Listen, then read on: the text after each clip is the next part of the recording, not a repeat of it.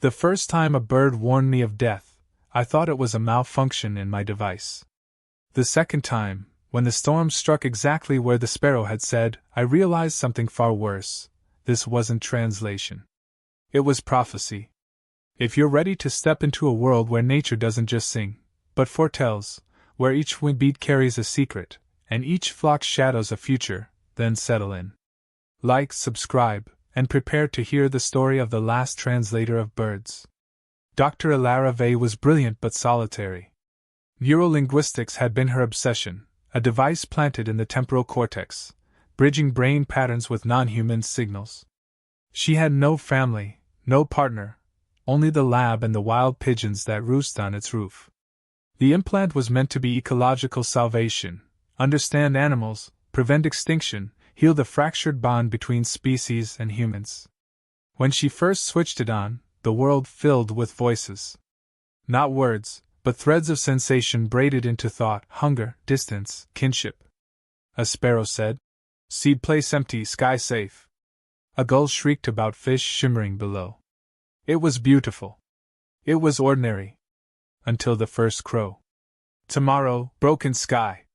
Tomorrow, the sea climbs the streets. She laughed it off. A glitch.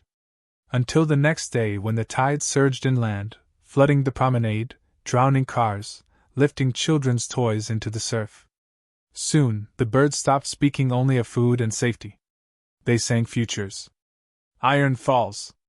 Red dust covers skin. Weeks later, a mining rig collapsed. A child will not return from the crossing. 2 towns over, an accident claimed a young boy at the train tracks. The voices weren't frantic. They were matter-of-fact. Like weather.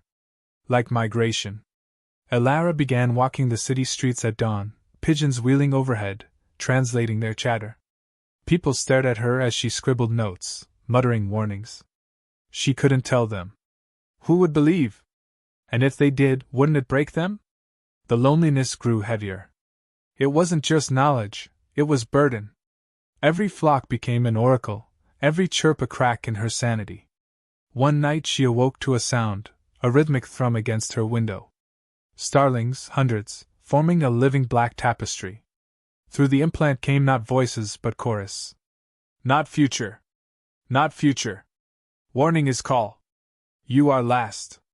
You are mouthpiece. Hear us before the silence. Her chest tightened. The birds weren't predicting. They were channeling something vaster. Something that used them as a lattice, as a thousand-winged tongue. She faced a choice: rip out the implant, return to ignorance, or follow the call deeper, into a place where words would become more than warnings. She chose. The next day she hiked beyond the city, into the storm-torn wetlands where cranes nested. The translation blurred. Birdsong became geometry, triangles folding into spirals. She saw sound. Notes bent like light. Cranes spoke in riddles.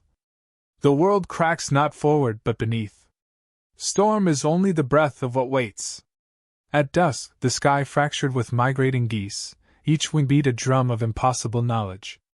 Through the implant, Elara felt her body slip, her perspective stretched beyond flesh. She was among them, not flying, but perceiving as they did, Earth not as landscape but as pulse, glowing veins of probability. And beneath it, something vast moved. What am I hearing? Is this prophecy, or the echo of something outside of time? If birds are only messengers, then what hand writes the message? The loneliness that once gnawed at her now inverted. She realized she was not alone at all. She was entangled in a choir older than language. And the choir was afraid. As night fell, the murmuration tightened into a whirling spiral, birds forming a single titanic shape in the sky, an eye. Through the implant came a voice not of a bird, but of all of them at once. We are translation. We carry memory across generations, across storms. But now, the silence comes. You must tell them. You must speak before speech dies. Her knees buckled. What silence? She whispered. The kind you cannot survive. The next day, every bird was gone. The skies were empty. No wings. No song. The implant hummed with static, then a final phrase soft as wind. You were the last translator. When the voices return, it will not be ours. And in the silence that followed, she heard it, not bird, not animal, but something vast scratching at the edges of sound. A message from beyond biology, searching for a new mouthpiece. Maybe prophecy was never in the birds. Maybe they were only the thin veil for something else, something that uses living voices the way we use air. And now, in the quiet skies, Dr. Elara Vey waits, listening. If this story unsettled you, if it made you glance twice at the pigeons on your window or the crows circling the highway, hit like, subscribe, and tell me in the comments, if animals could whisper to you one truth about the future, would you want to hear it? Until next time, keep listening, even when the skies are silent.